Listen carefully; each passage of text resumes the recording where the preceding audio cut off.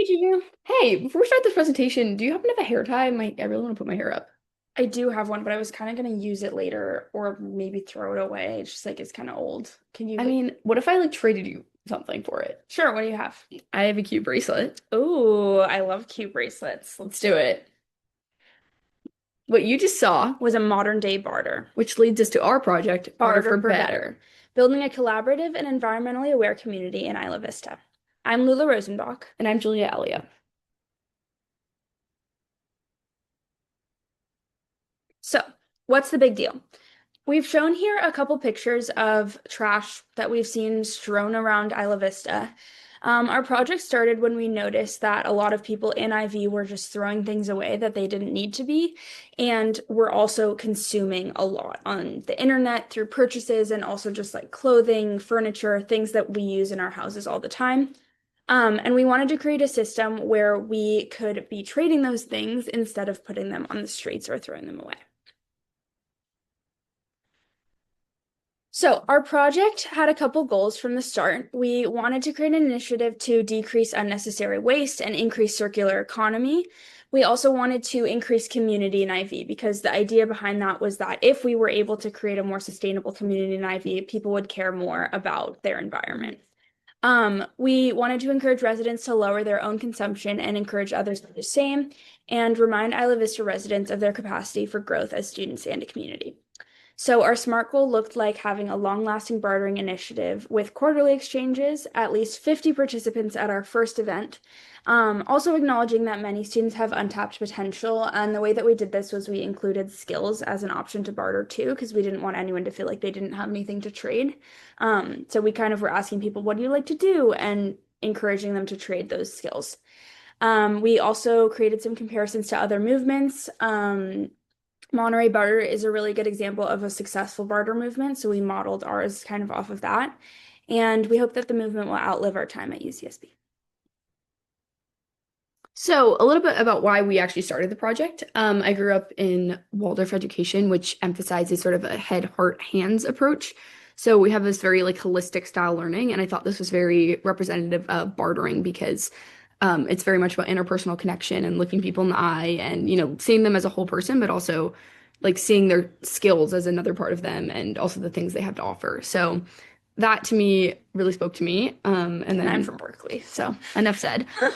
We also both randomly worked farmers market jobs, and we both found that we bartered a lot just using our own products, and we would trade with other vendors. Yeah. And So we wanted to kind of model that system. yeah, Yes. and it totally worked. Once we had our kind of like concepts of what we wanted to do, we decided to actually implement them. So we had two events, one in April and one in May, with sort of differing levels of success. I would say the first one was a little bit more successful since it had more participants, um, but both went really, really well. We had a variety of things being traded. We had a lot of clothes, trinkets, art, technology stuff. Then we also had skills going on both at the event. You can see here we had bike fixing, and over here we have juggling. And then we also had people kind of like planning to do their skills in the future. So we had guitar lessons, hand-drawn portraits, knitting lessons, all kinds of stuff. Um, we found that it was most effective if we advertised for about 2 weeks before the event, tabling and flyering, and then having people just show up and then kind of quote unquote have a free for all, where we let people just learn to negotiate with each other. And then also that was kind of the point was that they had to learn to say no and figure out what they wanted. So it totally worked. As for our accomplishments, we had the Daily Nexus cover us at that first event in April. And so we were featured on the printed and the online version. We've worked up a pretty good social media presence, and just kind of are now known as an environmental organization. And then we also are excited to announce that we have a group of people who are interested in helping us continue the movement in the coming years. We ran a survey, and 85% of participants shared that participating bettered their understanding of contributing to a circular economy, which was our entire goal, or part of our goal. And 93% of participants were satisfied with their barterers. And we also had about 65 participants in total through both events. So that is above and beyond our SMART goal. Here we have just some photos from the event. We think this really encapsulates the warmth and vibrancy of the day. It was really, really incredible to see. Yeah, we've both been saying it was the best day ever.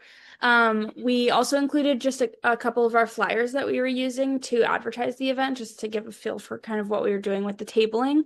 And these are some quotes from participants from the Daily Nexus article, which were really inspiring to read just because kind of what they're saying was exactly what we were aiming for. And they're talking about community and opportunities to decrease waste, and that's what we were going for. So it's awesome.